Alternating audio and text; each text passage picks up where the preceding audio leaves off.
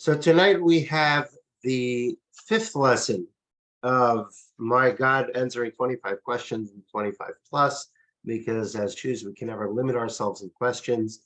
Tonight we will address four deep philosophical questions, and hopefully we'll be able to keep it within the 90-minute and by now 85-minute time frame and not put you all to sleep. So tonight we will discuss four questions. The first one is quite the philosophical question. Can God create a rock that he can't lift? If God is omnipotent, can he do literally anything? Is it possible for him to create something that he cannot do? Second question is, does God's foreknowledge preclude our free choice? God knows everything. Then what does that mean that I have free choice? It's a question that we've touched upon a number of times, and we'll get into it tonight. Third question we will address tonight is there anything that God finds difficult to do? And the fourth question, if God has decided to do something, can we change his mind?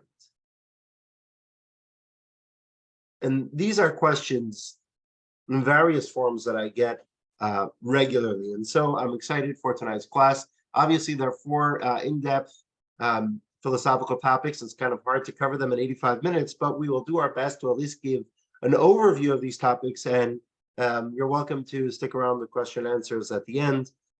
Post your questions in the chat box or reach out to me in email afterwards so we can get deeper into these topics.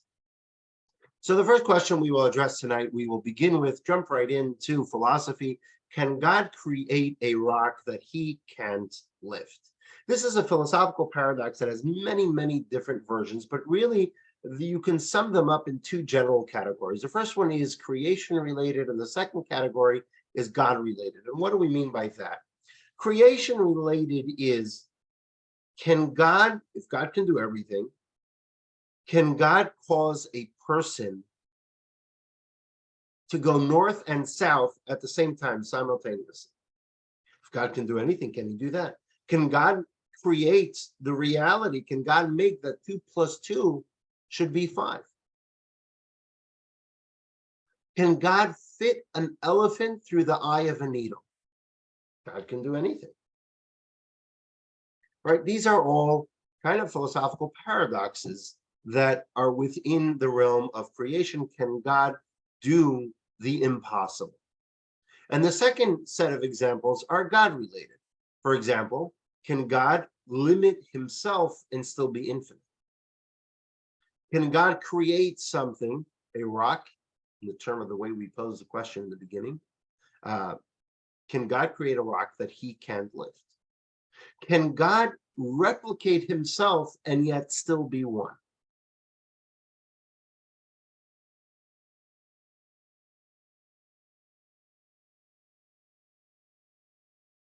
Can he make himself unable to do something and still be omnipotent? Now, these questions have many, many books written on them, and we're going to go for two general answers, and then finally with a third perspective that kind of fuses the two answers together. So, can God do the impossible is basically our question right now. The simple response, the rationalist response throughout the history of Jewish philosophers of the Middle Ages has been to really split these types of questions into two categories. There are things that are physically impossible, and there are things that are logically impossible. And the rationalists, the Jewish philosophers of the Middle Ages, for the most part, explain that God can do what is physically impossible, right? God can bring the manna from heaven. God can resurrect the dead. These are things which are physically impossible, but yes, God can do them because there's nothing that God can't do. But things that are logically impossible, explain the philosophers, that God can do, and it doesn't affect God's omnipotence.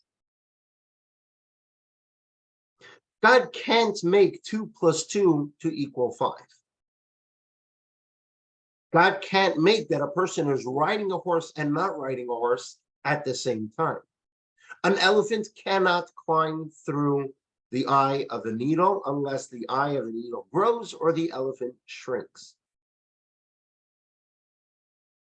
Right? What's that cartoon called? Tom and Jerry? Right? Unless one shrinks, one gets bigger.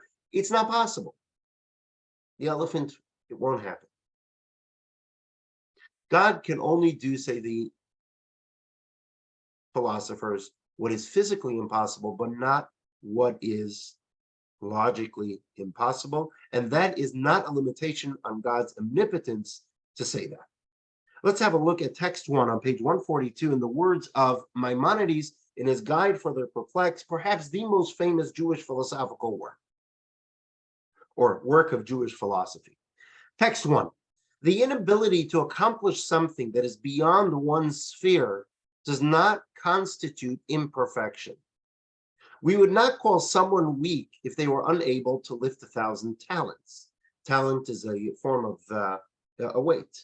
It's 1,000 talents is around 30 tons. And so we wouldn't call, says Maimonides, we wouldn't call someone weak if they were unable to lift 1,000 talents. So too, we do not consider God to be imperfect because he can't transform himself into a body. In other words, he can't limit himself, to answer the questions that we said earlier. What's Maimonides saying here? What Maimonides is saying here, he's not saying that a human lifting 1,000 talents is an inherent oxymoron. It's not what he's saying. What Maimonides is saying is that just as someone who can't lift 30 tons, we don't say that individual is weak. But just because he can't lift the Empire State Building doesn't make him weak. It's beyond the sphere of strong and weak. If we want to say someone is strong, right, they can lift a fire engine, they can push a car, they can lift weights, right? That's within the sphere of strength and weakness. But if he can't lift an Empire State Building, we don't say, hey, you know what, that guy, he's weak. It doesn't affect his strength, the fact that he can't lift the Empire State Building. So too, says Maimonides, we do not think of God as lacking in any way for being unable to do what is beyond the divine sphere of possibility. And so to say that God is not omnipotent because he can't replicate himself or because he can't create or he can't make that 2 plus 2 equals 5, it makes as much sense as saying as this human being, he's weak because he can't lift the Empire State Building. But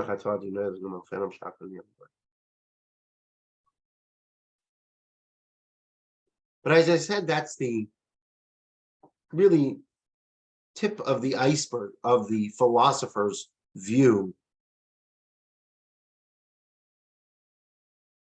of it. That physical impossibilities God can do, and logical impossibilities God cannot do.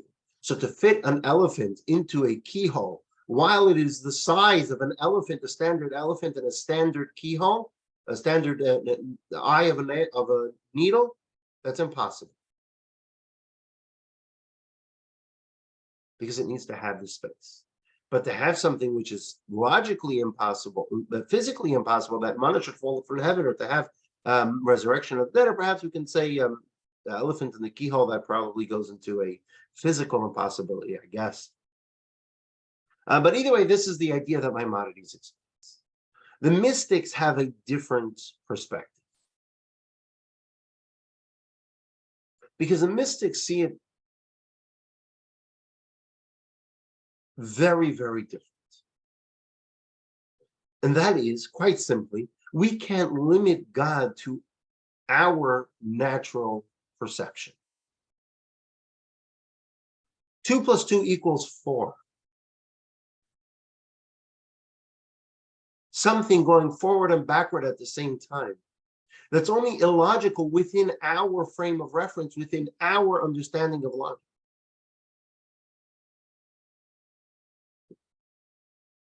So the mystics say that if something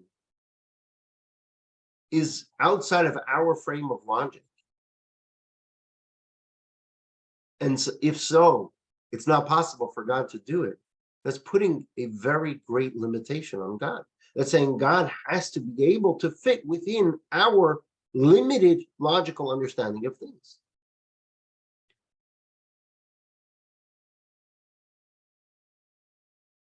So the mystics argued that no, the contrary.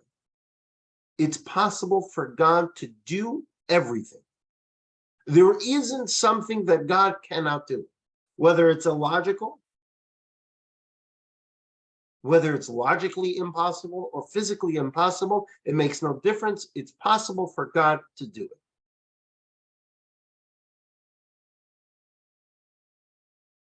And what's famously quoted is one of the early mystics, Rabbi Shlomo ben Aderes, known by his acronym, the Rashba, who lived in the 12th century, if I'm not mistaken. And he writes as follows, text 2 on page 143. It is clear that the beliefs that we have that are rooted in our tradition and those that are sourced in prophetic revelation cannot be falsified by logic. What does that mean? The truth is that no one would deny a truth that is accepted on faith unless he was of those who deny the possibility of anything that is naturally or physically impossible, those who say that the impossible is impossible even for God.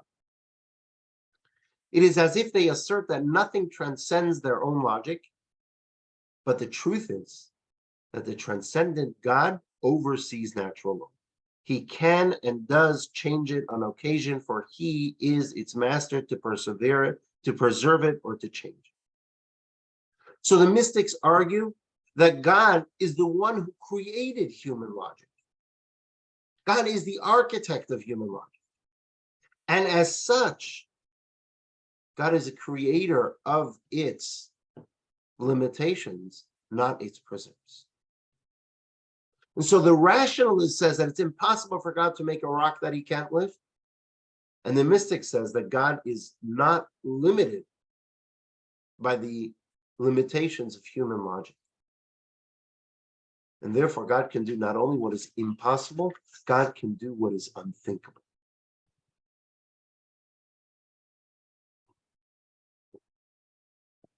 Our issue with logic is our logic. It's natural logic. It's logic that was created by God. And as such, God isn't limited by those constraints.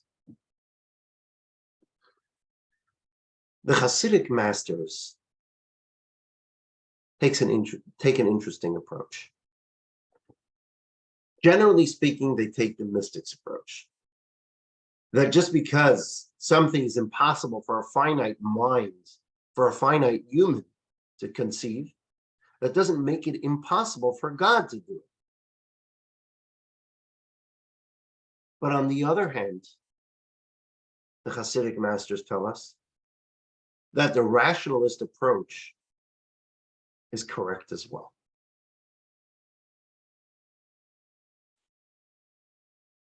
What does that mean? How is that possible? Is it possible or is it not possible? Can God create a rock he can't lift, or can't he? Can he make a person go north and south simultaneously or not? What does that mean?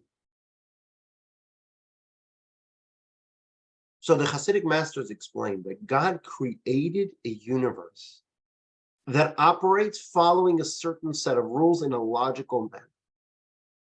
And therefore, as God descends, so to speak, to create and operate this logical universe, God confines himself to the constraints of logic.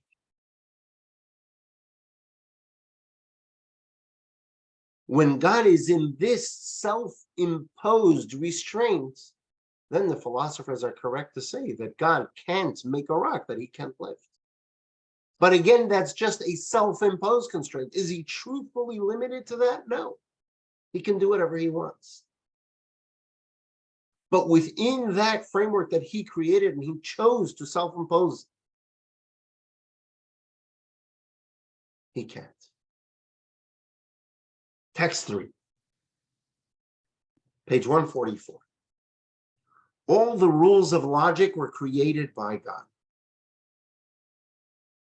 It follows that he who created these rules is not constrained by them, God forbid. As Rabbi Shlomo ben Haderes wrote in his known responsa, it is impossible for anything to be impossible for God.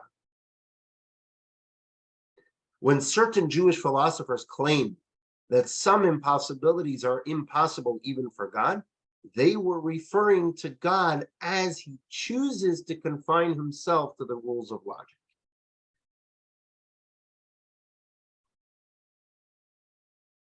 So both are true.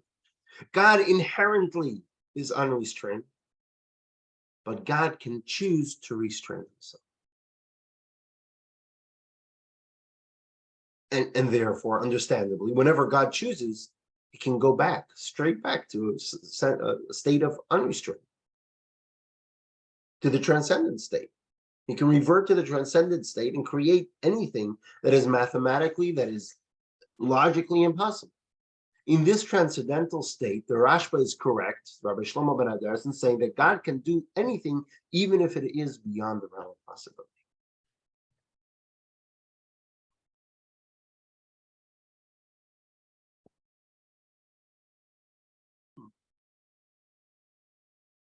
Now, the question is, do we see this? Do we see an example in creation where God limits himself, so to speak? In other words, a logical impossibility in creation? And the answer is yes. Let's have a look here. The Holy of Holies was a finite space. This is a reference to the back room of the tabernacle, of the temple. It was a finite room. It had space of 20 cubits from one wall to the other. East, west, north, south was 20 cubits in each direction. Cubit is roughly 18 inches, 22 inches, depending.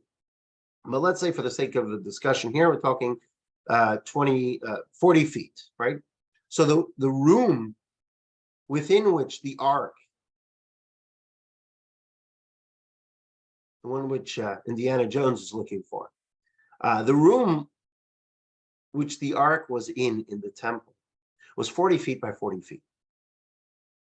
But there was something unique here. That was something completely illogical, an illogical impossibility that was done by God. Because if you went into the Holy of Holies and measured the room east to west, north to south, it would come out to 40 feet in each direction. When the ark was placed, the Aron was placed in the center of the room, and you measured from one wall until the ark, it measured 20 feet, 10 cubits. And you measured from the other wall until the ark, it measured 10 cubits, 20 feet. And then you measure the ark itself, and it measured 2.5 cubits, 5 feet.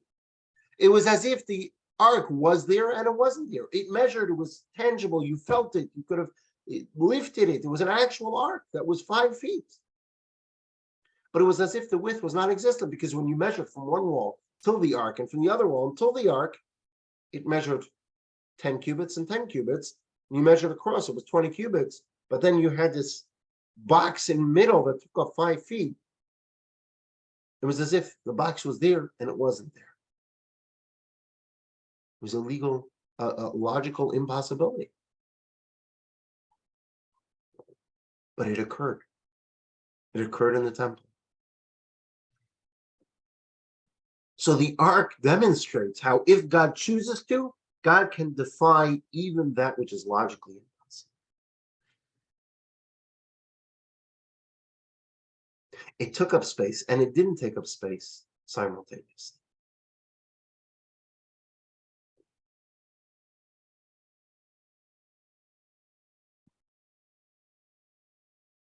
And then there's an example where God limits himself. Okay? When we talk about, is there a rock that God can create, can God create a rock that he can't lift? And the answer is, in a metaphorical sense, to a degree, yes. God created something that God can't lift. What do we mean by that? Every single creature in the universe is under God's control. Whatever it does, whatever it plans on doing, whatever it will do, all of its actions, 100% of its actions are directed and controlled by God, except for one creation, a single creation, and that is the human being, us. We humans are the exceptions to this rule. We control our own destiny because, as we learned in lesson 3, God endowed us with free will.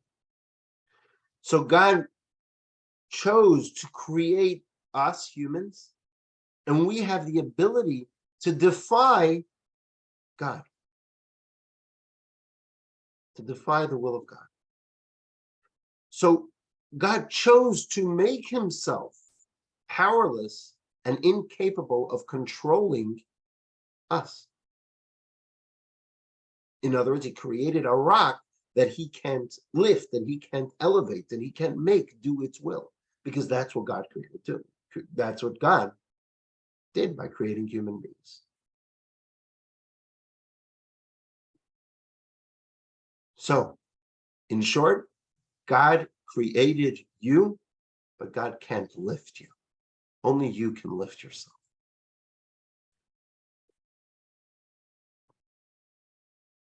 And I'd like to share a short clip on this concept before we move on to the second question.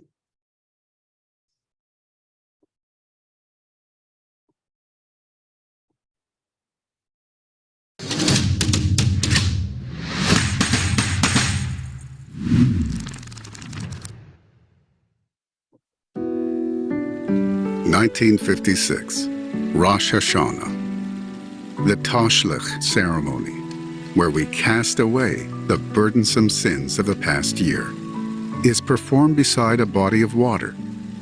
For years, the Lubavitcher Rebbe would embark on a 1-mile walk to the lake in the Brooklyn Botanical Gardens, an entourage of dancing Hasidim at his side.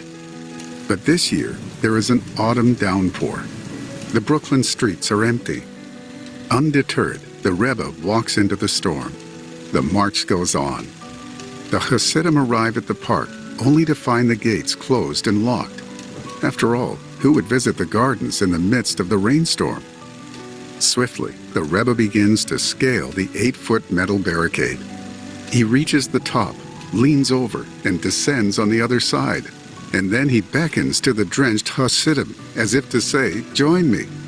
All the Hasidim, young and old, strong and frail, climb over the wall. The prayer is recited, and the Rebbe begins to sing. The assembled break into joyous dance. The Hasidim return in the rain. Their fedoras drip with dissolved ink, staining their holiday clothes. Back in the warm confines of 770, the Rebbe pours wine for all those who had scaled the barricade. There is joy and exhilaration, because the Rebbe has revealed something in those who had joined the daring expedition.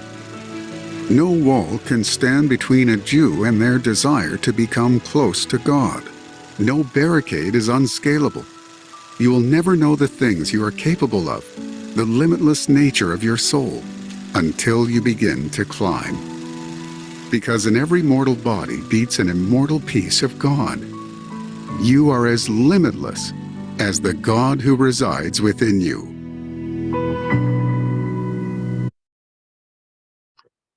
So, to a degree, we have what it takes. We can go beyond.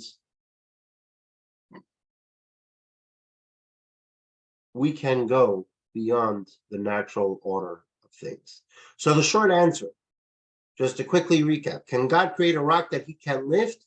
Ultimately, according to the Hasidic approach, which is fusing the two approaches of the rational approach and the mystical approach, nothing is impossible for God, yet God chooses to confine himself to the constraints of logic.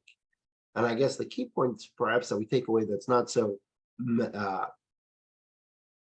mystical or philosophical, but rather quite practical, is the idea that God created us, but God, because he gave us free will, he can't lift us. We can't say, hey, God's going to do it for me. We got to do it ourselves. We got to lift ourselves up, whether literally, metaphorically, spiritually. We got to make sure to be there, to show up for ourselves. Let's move on to the second question. Page 146. Does God's foreknowledge preclude our free choice? And this is the question I get all the time. How do you reconcile God's all-knowing capabilities, past, present, and future, if he knows our choices before we make them, with the concept that we have stated many, many times as a foundation of Judaism, as a fundamental principle of Judaism, that we have free choice?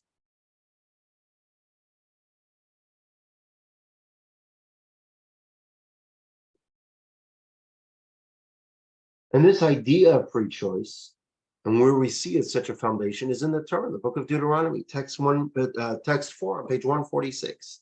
What does God tell Moses? Moses tells the Jewish people, see, I set before you today life and good, and death and evil.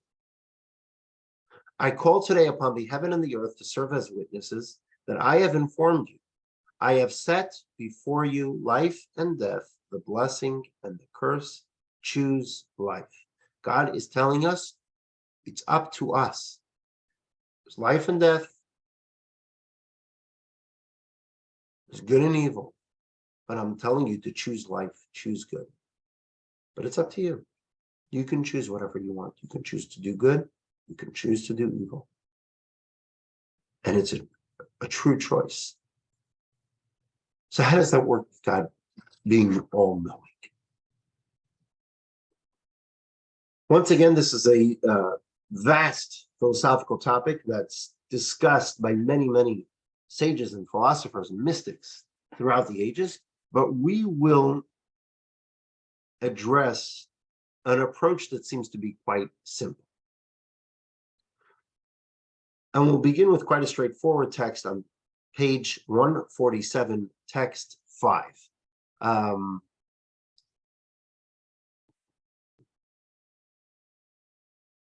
Shmuel, can you read for us text 5 on page 147? I'd be happy to, but there are two Shmuels here. I don't know if you're referring to Bob Rubin. The lawyer. Okay. Here's an analogy that will clarify the matter. Suppose I see Reuben running. While he is certainly running, his running isn't compelled by my knowledge and observation of his running. Although my knowledge is absolute, his running is by choice. Same applies to divine knowledge. God's foreknowledge of our choices doesn't compel our choices because God transcends time and our future is his present. Just as our knowledge of the current events doesn't compel those events, so does his knowledge of our future choices not compel our choices. Thank you. So put simply, the idea that we're presenting here and the way the one of the answers that's given by the philosophers is that the opposite of free will isn't knowledge. The opposite of free will is coercion. When we look at time as linear, then we have a problem with knowledge and free will. But if we look at time as circular, there is no problem. And what do I mean by that? If I know that yesterday you went to the store, does that affect your choice to go to the store or not? No. You chose to go to the store yesterday. Today, a day later, after the fact, I know it. By God, past, present, and future is all one. Time is a creation that was created by God. Past, present, and future, these constructs, is a creation by God. And as such, God is beyond it. So past, present, and future, God knows the future just as he knows, as we know the past. God knows what we are going to choose tomorrow.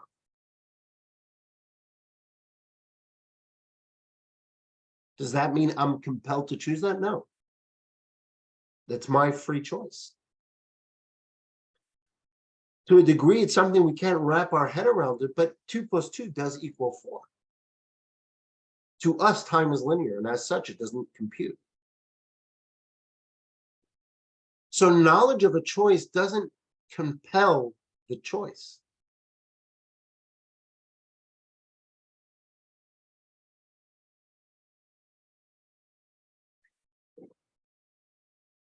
To use a different example,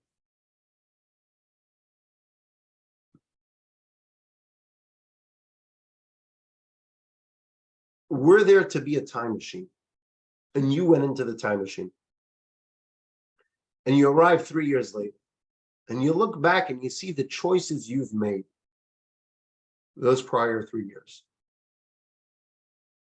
does that compel you to make those choices? Does that mean you were compelled to make those choices because you know the choices that you will be making? No. These choices are now in the past, and so you're seeing them ahead of the time.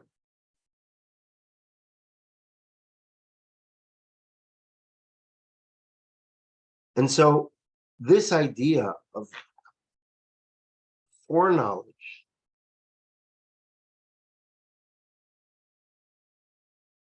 being a contradiction to free will is not so.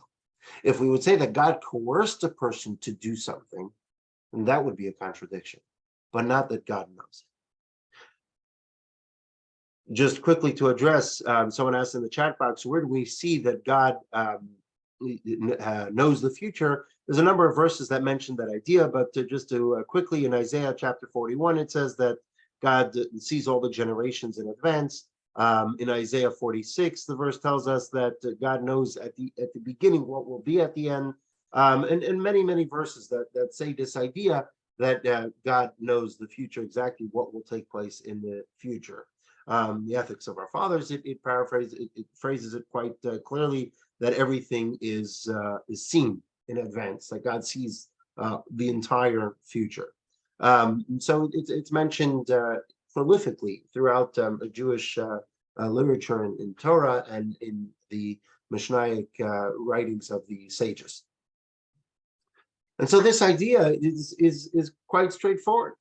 Now, there are deeper answers and deeper perspectives, but this is this most simplistic way of looking at it, is that God knowing what the future will be doesn't affect. It's as if we know what the past was, and just as me knowing that you went to the store yesterday didn't affect your choice, so too God's knowing the future doesn't affect our choices in the here and now. If you'd want to look at a deeper answer for this question, you can look at the end in the appendices of this lesson. There is the deeper answer as well. I believe it's on page 165. Yeah, 163, 164, 165, a number of other texts that look at a deeper perspective on this question. But simply put, the answer to our question is, does God's foreknowledge preclude our free choice? The answer is no, because God's foreknowledge isn't the cause of our choice, it's the outcome of our choice. God knows what we chose after the fact, but for us, it's before the fact. Once again, it's a concept that's hard for us to compute as linear beings, but we can understand the idea that 2 + 2 = 4. Or is it 5? Talking about what does God know, what doesn't God know? They say the story of, I think I've mentioned this once before, but it's apropos to mention it here as well, where this elderly fellow, he's 107 years old, and hasn't missed a Yom Kippur service in years, in decades. And suddenly, shortly after his 107th birthday, the rabbi visits him and says, Jack, you were at the high holiday services last year, 2 years ago. How come this year you didn't show? You're still as healthy as you have been the past 10, 15 years. What happened this year? Jack says, look, Rabbi, I'll be honest with you. I wanted to go, but then I thought to myself, all my friends have since passed. It seems like God forgot about me. I didn't want to remind him. So let's move on to the third question, or perhaps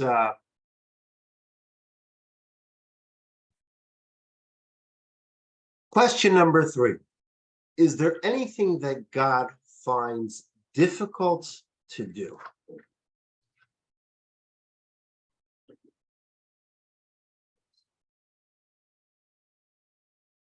It's an interesting question.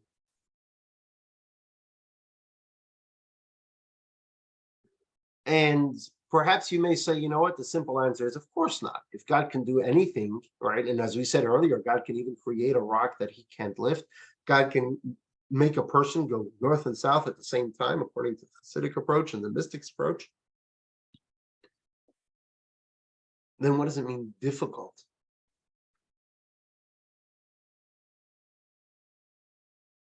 And as we go on in answering this question, you'll see why we are asking this question.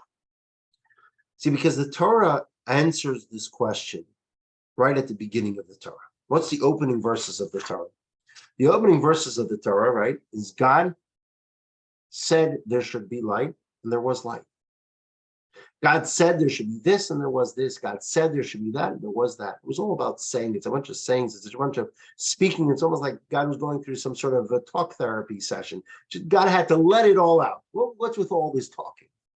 And so the Midrash explains as follows. Text 6 on page 149. By the word of God, the heavens were made.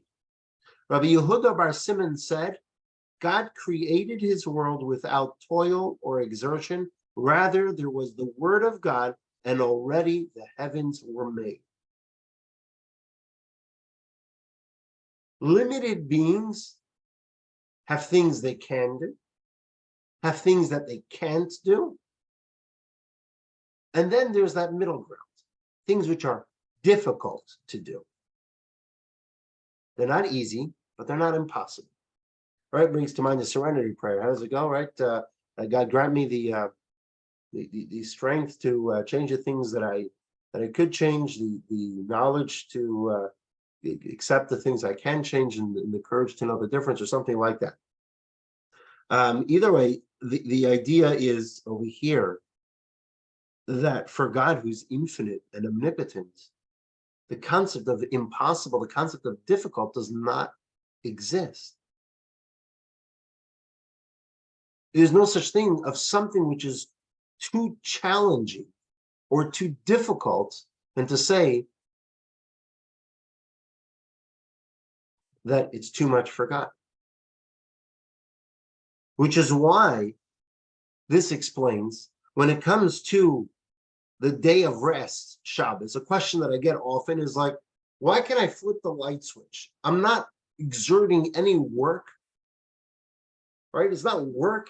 All right, I understand why I can't, carry a car outside. I understand why I can't bake bread. It's exertion. It's work. It's hard work. But really flip a switch, that's not work. And we're not allowed to work on Shabbos. Flipping a switch is not working, especially nowadays when you can do things with your voice, right? Voice automated. If I can say, Siri, turn on the lights, and the lights turn on, that's not exerting any energy. That's not any work. Why can't I do that on Shabbos? And this answers the question. God didn't work. There was no toil. There was no reason. God did not get tired from the 6 days of creation. It doesn't say anywhere that God got tired.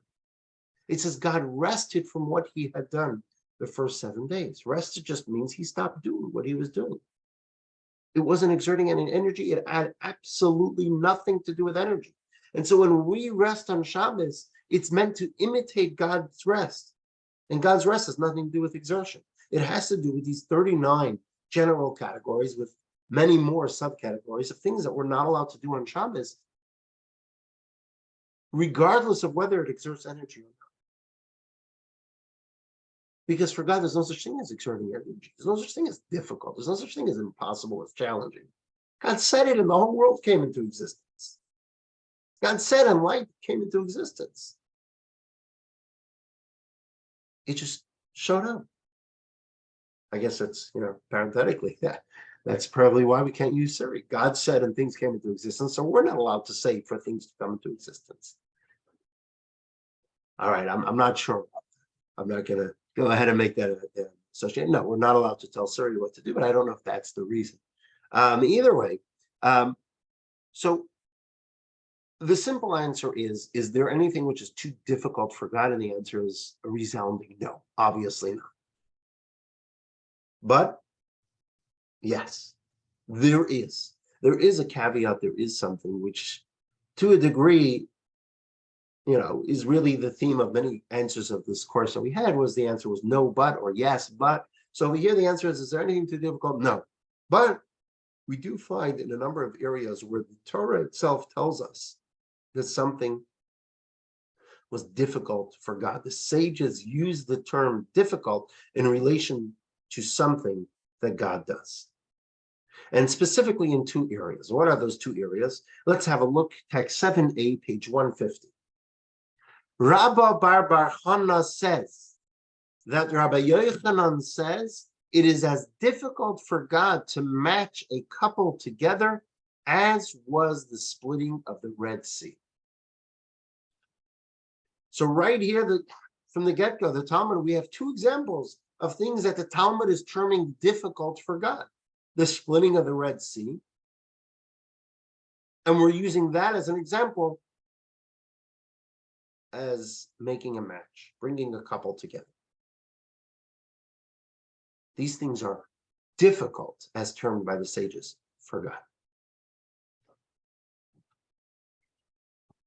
But that's not it. The Talmud continues also. Text 7b.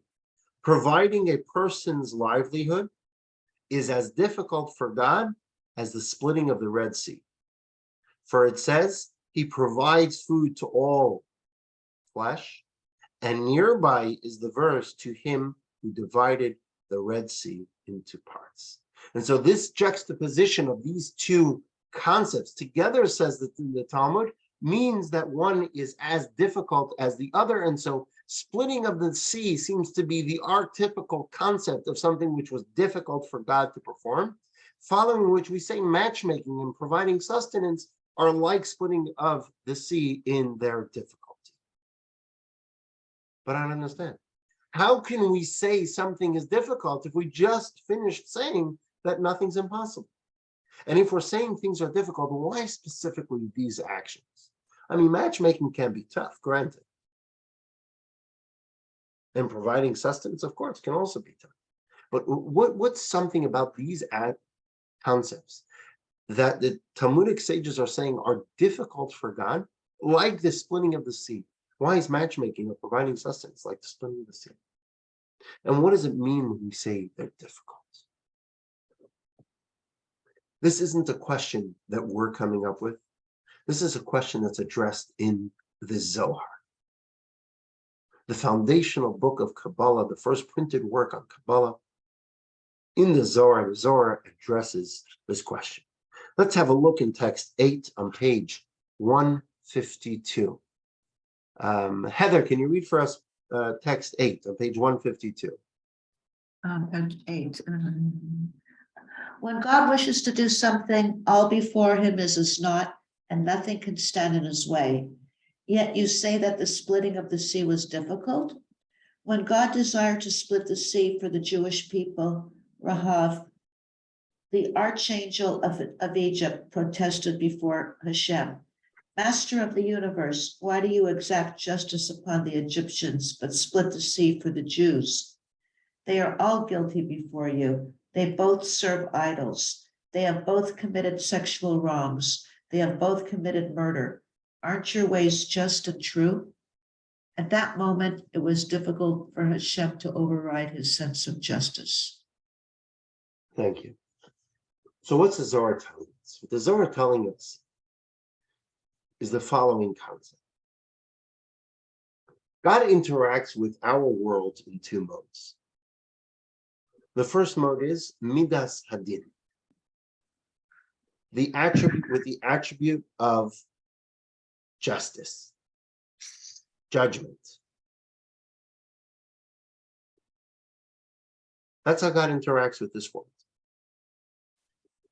When God operates through the attribute of justice, through Midas Hadin, God is exact, is particular. Misdeeds require immediate consequences. Appropriate, immediate consequences. When instead of fulfilling the purpose for which one was created, a person opts to do something different, to deny God, chooses a selfish path, and or hurts others. Midas Hadin, the attribute of justice, the way God interacts with our world through that attribute, asserts that this person has lost their right to life, just as an employer sees an employee not doing their job time and again, over, out, you're not doing your job, you're off, you're off the workforce. But then there's Midas Harach, the second mode with which God interacts with this world, the attribute of mercy. Through the attribute of mercy, when God's operating in this mode, God is merciful, God is forgiving, just like a parent who forgives a child when they do things that are wrong. They forget the misdeeds of their children. They choose to forget the misdeeds of their children. So too, God chooses to forget the misdeeds of his children, the misdeeds of his creatures. We're given a second chance when God is operating through this mode of Midas Harachamim, the attribute of mercy. The splitting of the sea was an instance when God chose to interact with his world through Midas Hadin, through the attribute of justice. Quite simply, rather than forgiving the Egyptians, God, which God had done many times before, at this instance, God decided to exact punishment from them and revoke the gift of life that he had given them. Now he decided, you know what, they've done everything possible to forfeit that gift, and so he's removing it from them. There's just one problem, as the Zohar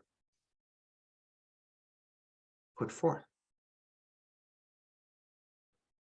From the perspective of Midas Hadin, from the perspective of the mode of operation through the attribute of justice, which exacts punishment, which is particular, which is the idea that misdeeds require immediate consequences, there were some Jews who also were quite undeserving. The Talmud describes how there were Jews amongst the Jewish people as they left Egypt. There were Jews who were idol worshippers. Not only that, there were actually Jews, says the Talmud, as they were leaving Egypt through the desert, through the Red Sea, they carried with them their idols. And if we go through the Torah's narrative of the 40 years of the Jewish people wandering in the desert, we see just how tough the Jewish people were in denying God and going against God's will. So the Midas Hadin, which was the motive with which God was operating at the time, was to exact punishment. So Midas Hadin, the attribute of justice, was needed to punish the Egyptians, but this same very Midas Hadin attribute of judgment threatened the unworthy Jews. So God did something very rare and highly unusual. So unusual that Egypt's heavenly representative, Egypt's archangel, every nation has an angel that represents it on high. Egypt's representative on high protested. God simultaneously employed Midas Hadin, the attribute of justice, and overrode Midas Hadin, the attribute of justice, by applying the attribute of justice to the Egyptians and the attribute of mercy to the Jewish people to help them proceed to sign despite their many flaws. And so this is what the sages meant, says the Zohar, when the sages say that the splitting of the sea was difficult. What does difficult mean? Difficult means something which is out of the ordinary, an out of the ordinary action, which features dueling forces simultaneously. That is termed difficult. Not that it's truthfully difficult by God, but in our perception of it, the way we perceive it in our logical mind, it's difficult. It's difficult to simultaneously be acting out of justice and be acting out of mercy. So is it really difficult for God? No, it's not, because it's God we're talking about. But if we define difficult as something which requires effort beyond the ordinary, then this was beyond the ordinary for God. And as such, it's termed difficult by the sages.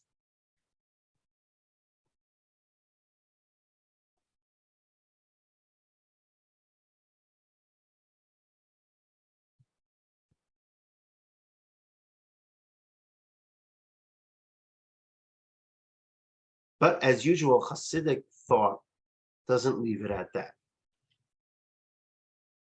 Hasidic thought takes it a step further and a step deeper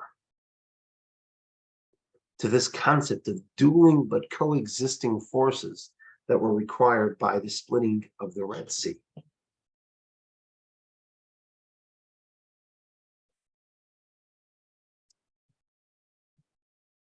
You see, before creation, the mystics describe the energy that extended from God as Ein Sof, limitless. The Ein Sof, Kabbalistic term, which means there's no end, limitless. Infinite energy without definition, without limitation, without form. This infinite expression, the Ein Sof expression of God, is unlimited and has every imaginable and really unimaginable potential. But God wanted to create a finite world. And we're not going to get into the full nitty-gritty details of this concept, which we've discussed a little bit, and this can happen, and is discussed at great length in Kabbalistic works. But for the topic of tonight's discussion, within the scope of tonight's class, God wanted, we have this issue. And here's this infinite light. It's limitless. There's no beginning, there's no end. It's the Ein Sof. There's no definition, there's no limitation, there's no form to it. But God wished to create a finite world. So what did God do? God contracted his energy until a limited form of energy emerged. Just like pure light, when refracted, when it passes through a prism, and suddenly it bursts into every color possible, so to the infinite and undefined divine energy suddenly served with all different types of definitions and characteristics, which we've explained as the 10 attributes, the 10 sefirot. And now we have limited and unique energies which are capable of creating and bringing into existence a world that has variety and multiplicity.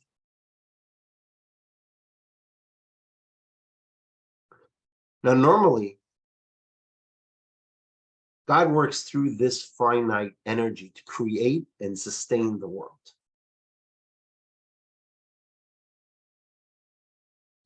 And this mode of divine expression has two results.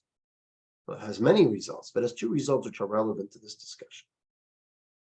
This concept of creation that came through contraction. What are the two results relevant to tonight's discussion? First off,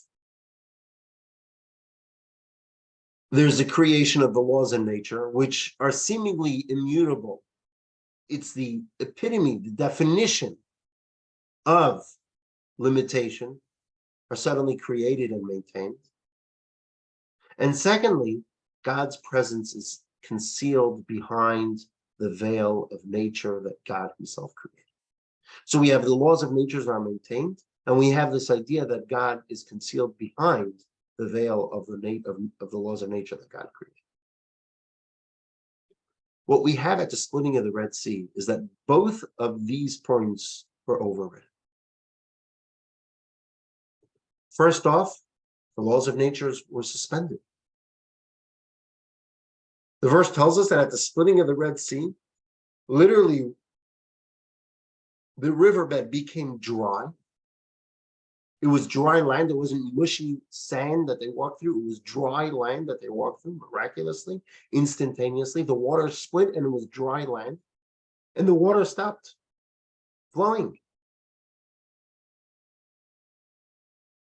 The water stood erect. It just, it flowed, but kept on flowing upward. It was like a wall. This imaginary wall was holding back the water. You go to an aquarium and you see the glass that's holding back the water from flowing. The water by the splitting of the Red Sea was just like that, except without the glass. It stood there and it kept on flowing higher and higher. The Talmud actually has a whole debate how high the water reached, because water flows naturally. But here, miraculously, the water stopped. There was an erect wall, an invisible wall that held the water back. So the water kept on going, but it went against its nature. So the laws of nature were suspended by the splitting of the Red Sea. And secondly, how did this splitting of the sea override the second rule, which was created by when God did creation? The concept that God's presence is concealed. Here at the splitting of the Red Sea, God's presence was revealed to the Jews. The Jews experienced a tangible revelation of God's infinite presence, so much so that our sages tell us that what a simple Jew experienced, the divine revelation that even the simplest of Jews experienced at the splitting of the Red Sea was greater than the divine revelation that the prophet Ezekiel, Yechezkel, experienced, which was one of the greatest prophets in history. So God's infinite expression was on full display. The divine energy that transcends any and all definition and limitation was there for all to see. Even the simplest individual saw it on the splitting of the Red Sea. What am I getting at? What I'm getting at over here is that the splitting of the Red Sea wasn't an instance where God forsook nature and replaced it with his infinity. We didn't lose physical space. It took place in a physical space. We didn't lose physical time. It took place within a time frame. We remained within the orbit of God's limited expression, but at the same time, we came into contact with God's transcendent infinity.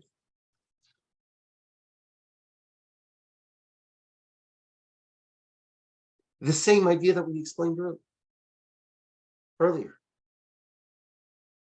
What did we explain earlier? Why was it difficult? Because it was two opposites. It was the attribute of justice and the attribute of mercy operating at the same time. Here too, it was finite and infinity operating at the same time. Not impossible, and truthfully for God, not difficult. But in our perception of things, to do two opposites at the same time, how that's difficult.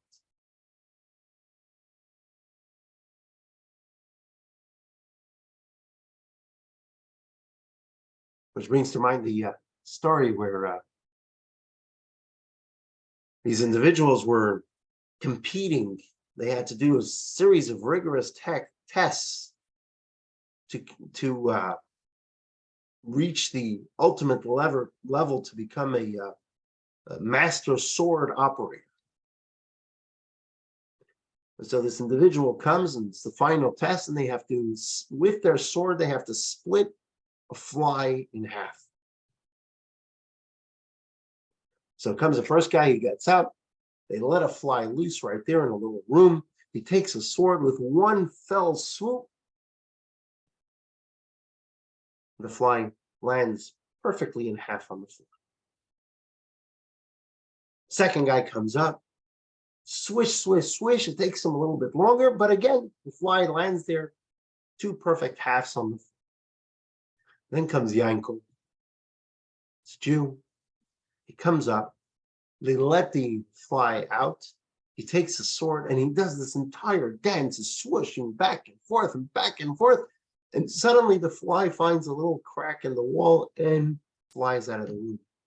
Everyone looks at him and they say, Yankel, what's going on? I mean, what is this? What is this about? Yankel says, you think it's a big deal to kill a fly in half? How about circumcision? Now that takes precision. So what's considered difficult? This, for God, the way we perceive it, is difficult, two opposites at the same time. Let's have a look here at text 9 on page 154. Why is splitting the sea considered difficult for God? At the splitting of the sea, there was a revelation of God's infinity and transcendence that permeated the finite system of creation and caused a change in the laws of nature. This is, so to speak, difficult. Not because it is difficult in the literal sense for God to accomplish this. After all, God created nature, and it certainly is not difficult for him to institute changes in the system that he created. But it is difficult in the sense that it constitutes a change from the default that God had set into place. For God to express himself in a finite fashion within the sphere of finite creation is not difficult. For God to express himself in an infinite fashion is also not difficult.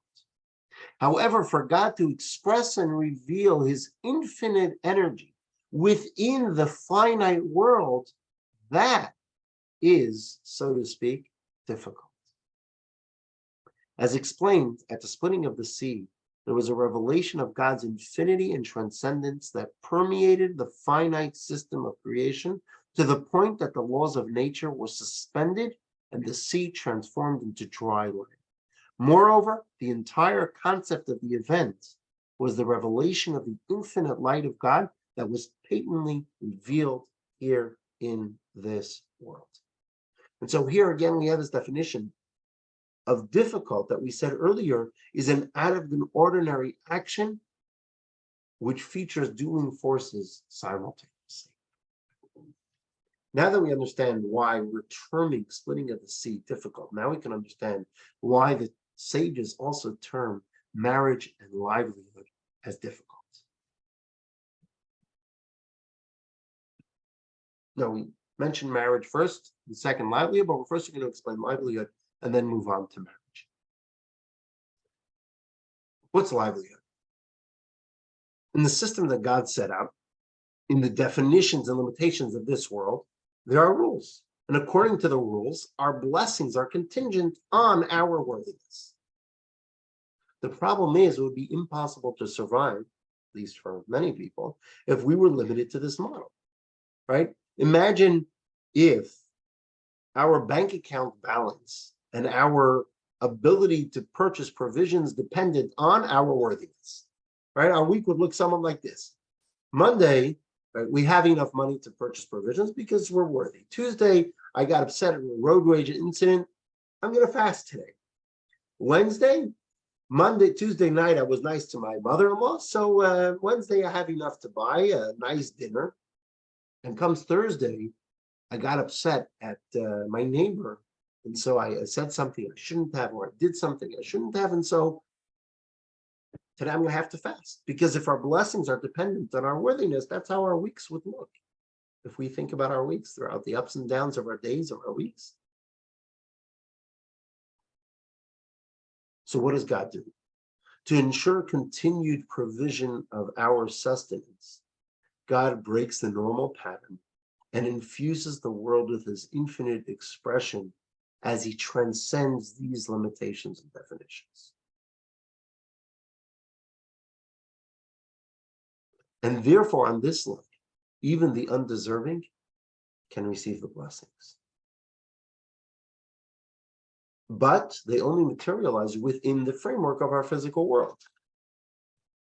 And so, once again, we have a combination of dueling opposites. On the one hand, we have the system of the materialistic world. But on the other hand, we have the infusion of God's infinite blessings that ensure that we have provisions equally throughout the week, or health, or happiness, or whatever it may be. Generally speaking, we don't see that it mirrors our worthiness necessarily, but it seems to be more streamlined. And that idea is God's infinity affecting us within the system of the world.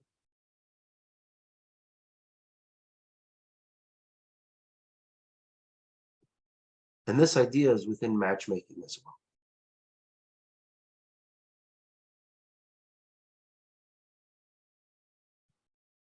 What's matchmaking? Matchmaking is taking two individuals who are two opposites, right? Two people can't become one. Two people have two different ideas in life. Two people are trained, they're hardwired to be independent human beings. And suddenly we put them together. They're married. And they're meant to live together. And they're meant to become one, as the verse tells us. And who are we talking about here? Men and women. Men and women are different in so many ways. Yet, God pairs them together. This pairing and uniting requires supernatural input. And what's this input? An infinite expression, a lofty expression from God, as God transcends limitation, gender, division, difference, and enables them to become a union one. Takes 1 + 1 and makes it one. And so what do we have? That this idea of matchmaking is also this idea where we have the transcendent expression of God making a presence within the zone of limited human relationships, which once again is a combination of opposites. And it results in the combination of opposites in a physical sense. Two very different people with two very different personalities who wish to retain their individuality, and yet they come together to become a single unit. And so when God pulls us off from marriages, we call that difficult. Because once again, it's taking two opposites and putting it together. And so to answer the question that we asked, is there anything that God finds difficult to do? No. Nothing is essentially difficult for God in the literal sense. But an act of God that simultaneously features dueling divine energies is termed difficult by the sages because it's something out of the ordinary.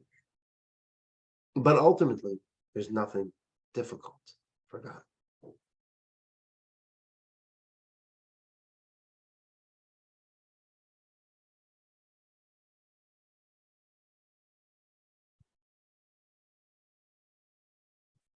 Which brings us to the final question for tonight.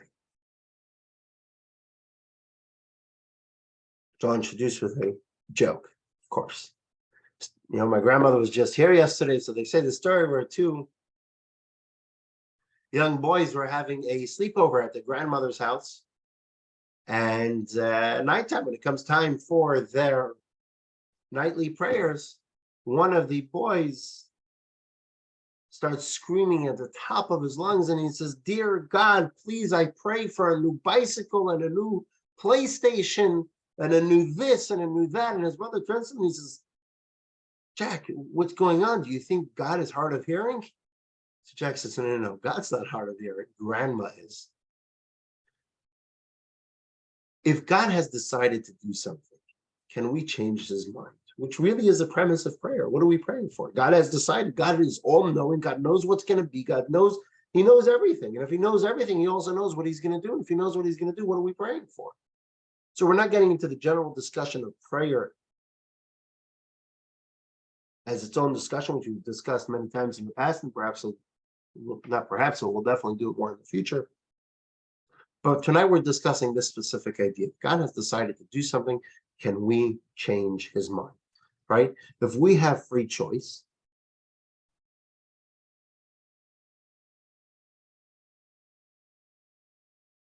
right? As we explained earlier, free choice is only in areas where to do good or to do bad.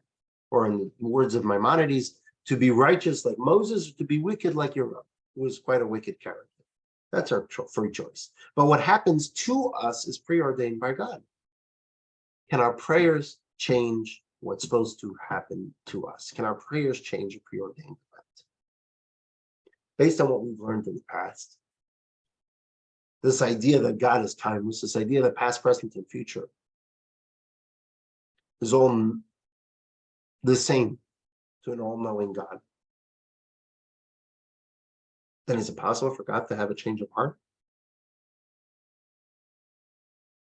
Whatever conditions, in other words, the premise is whatever conditions can cause a change of heart, God already knows those conditions. So there's nothing that can cause a change of heart. And if so, it seems to be that no, it's impossible for God to change his mind. And it says so much as such in the Torah. Text 11, page 156, a famous story with Balak and Bilam. Right? Balak was the king of Moab, and he enlisted the help of Bilam, the soothsayer, who's going to influence God's mind to do bad to the Jewish people. And what does Bilam, the prophet, tell him? Text 11, Balaam spoke in parable and said, "Arise, Balak, and hear, listen to me closely, son of Tzipor. God is not a man that he should lie, nor is he a mortal that he should have a change of heart. Would he say and not do, speak and not fulfill?" Bilam was telling Balak this concept quite succinctly and quite powerfully. God doesn't change his mind. And it'll be foolish to think otherwise. And so the simple answer seems to be, can we change God's mind? No. So why do we pray? But the answer is not as simple as it seems. Because if we look through Torah, we see certain instances where it seems that God changes mind. For example, the story of Noah and the flood. What does God say? What does the verse say at the end of the Torah portion of Bereshis?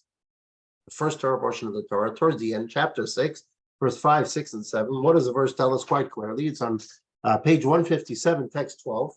God saw the great wickedness of the humans on the earth, and that their hearts, every inclination was consistently evil. God regretted that he had made humans upon the earth, and his heart was aggrieved. And God said, I will raise humans whom I created from upon the face of the earth, from man to beast, from creeping thing to the fowl of the heavens, and I regret that I made them. So on the one hand, we're saying philosophically, it seems that no, God does not change his mind. But on the other hand, here's a clear verse that seems to say the exact opposite. God regretted that he created the entire people, and he acted on that regret. He wiped out the entire world except for Noah and his family. So back to our question, does God change his mind or not?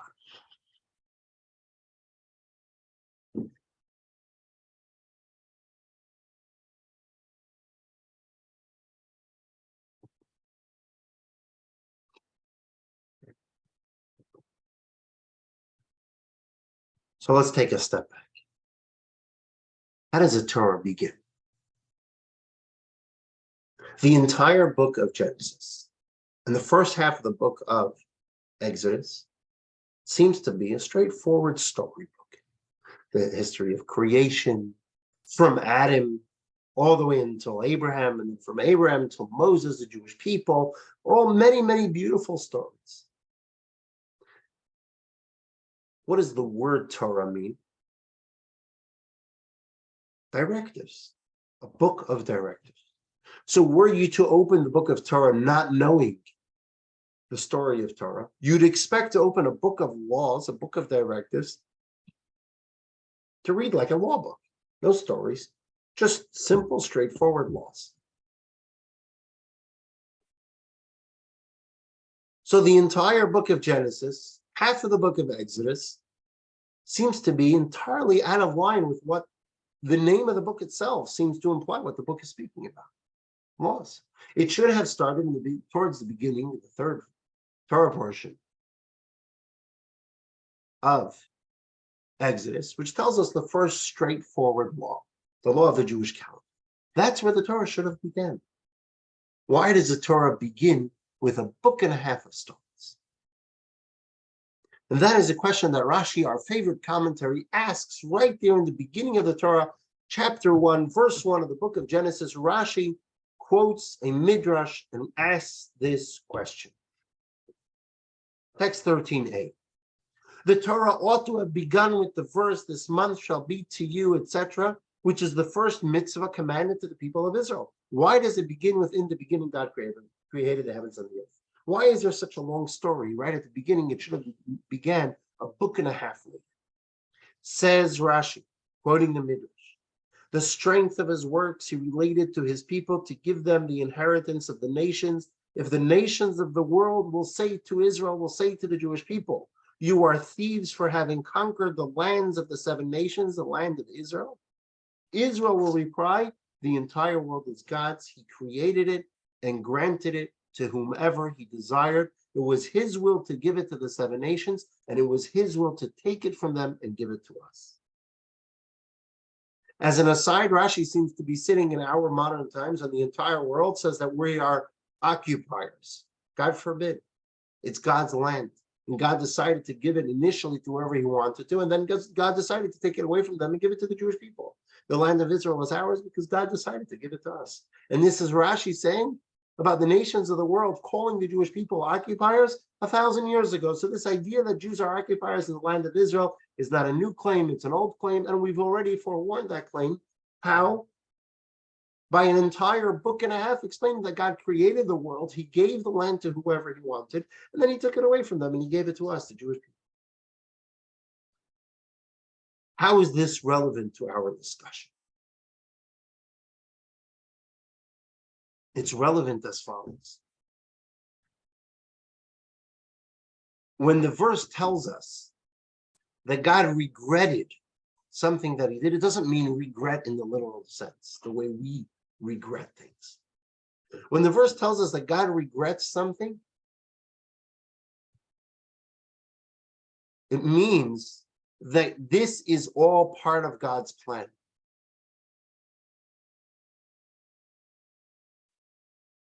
Just like Rashi is telling us that just like with the land of Israel, God initially gave it to the seven nations, then decided to take it away from the seven nations and give it to the Jewish people. That was all part of plan A. So too, when God created the world initially, part of plan A, part of the initial plan was that God was going to create the world and then destroy civilization with the flood. It's called regret because in actual fact, the second thought leads to a different result from the first one. But it's not a regret in the simple sense where God had a plan A that didn't work out, God regretted it and moved on to plan B. It was all part of plan A. It was two steps, step one, step two of plan A. First, God gave the land of Israel to the other nations, then he gave it to the Jewish people. The Torah is referring to such developments as regret because that's how we as humans refer to such developments. But by God, this is all God's plan. God doesn't change his mind. God doesn't make mistakes. Sometimes, however, from the outset, God determines that first he will take one course of action and later he'll change course. First, he created humanity and then he wiped them out in a flood. There are some turns along the way, but the route is calculated from start to finish from the very beginning.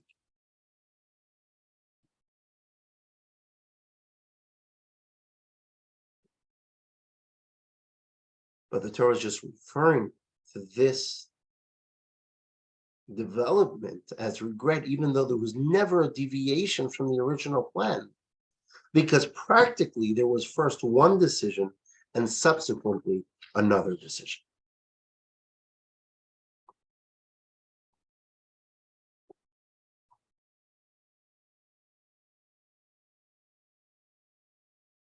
So does God change his mind?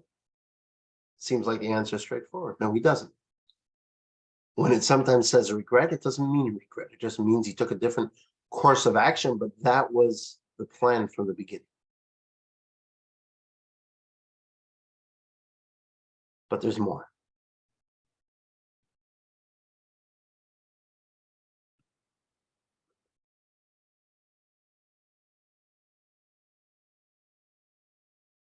Let's have a look in text 14, the final text for tonight. It's a quote from the Laws of Fundamentals where Maimonides is discussing the laws of prophecy. Who's considered a false prophet? And Maimonides says as follows: if there's a prophet who foretells that something good will happen, then it must come to pass for the prophet's legitimacy to be confirmed. If it doesn't come to pass, we know that that individual is a false prophet. However, if the prophecy is about something negative, then even if that prophecy fails to materialize, that doesn't affect the credibility of this prophet. The prophet's authenticity is not affected. Why? Because prayer and repentance can avert a divine bad decree. Let's have a look in Maimonides. Page 160, text 14. Prophecies of retribution, for example, if a prophet will say, so-and-so will die, in this year there will be a famine or war, and the like, if the prophecy does not come true, this does not prove that the prophet is a false prophet. Nor do we say, look, he foretold and his words were not fulfilled. Why is that? Says Maimonides, this is because God is slow to anger, abundant in kindness, and is prone to having a change of heart regarding meeting punishment. It is possible that the intended recipients of the prophecy repented and they were forgiven, as was the case with the people of Nineveh, with the story of Jonah, or that the retribution will be put on hold, as was the case of Chizkiah the king, who initially was decreed that Chizkiah the king will die, and then he prayed, and he was granted another 15 years of life, as told in the book of Isaiah, chapter 38.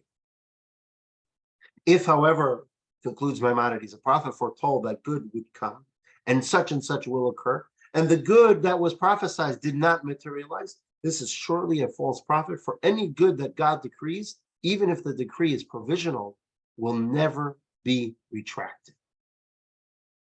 And so what's Maimonides telling us here? We already know that God doesn't change his mind in the simple sense. We know that God decides from the outset that there will be a harsh decree, and later it can be averted through prayer and repentance. God already planned that there can be a harsh decree and it can be averted through prayer and repentance.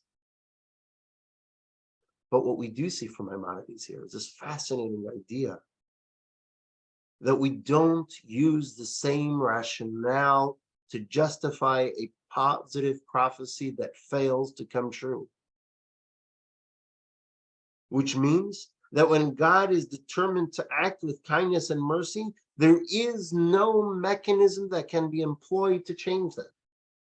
From the outset, that is the only possible outcome. God will not change it.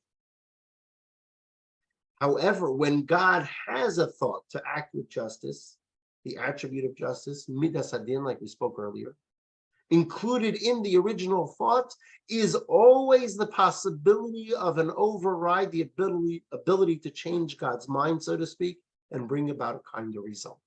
Yes, it's planned from God, but God put it in there, in that initial thought. So God doesn't really change his mind even about negative prophecies. Because it's within the negative prophecy, within the negative idea is a provision that if they pray and repent, it'll be overridden.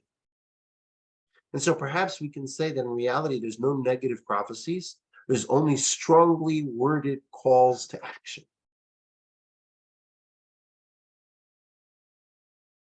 So does God change his mind? If God decided to do something, can we change his mind? No, God doesn't change his mind.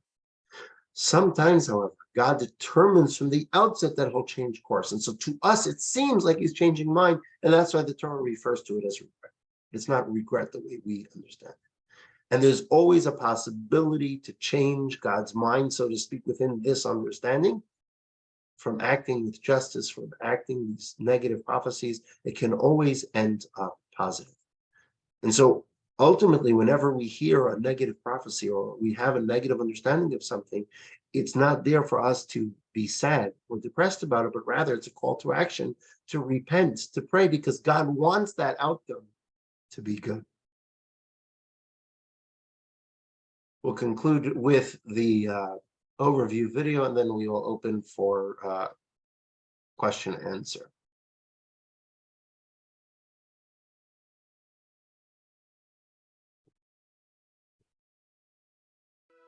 Lesson 5. His Paradoxes. 1. According to the Jewish mystics, God, who created logic, is the architect of its constraints, not its prisoner. He can not only do the impossible, but also the unthinkable. 2. God is timeless, and to him, the future is present. His foreknowledge isn't the cause of our choice. It is the outcome of his observation of our choice. 3. The concept of something being difficult or challenging cannot apply to God. Nevertheless, when God simultaneously employs dueling divine forces, that is out of the ordinary and termed difficult. 4.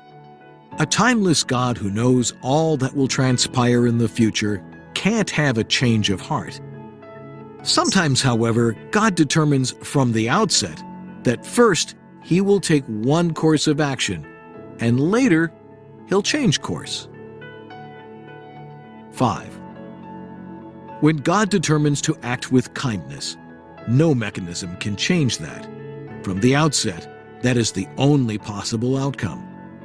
However, when God has a thought to act with justice, included in the original thought is always the possibility of changing God's mind and bringing about a kinder result.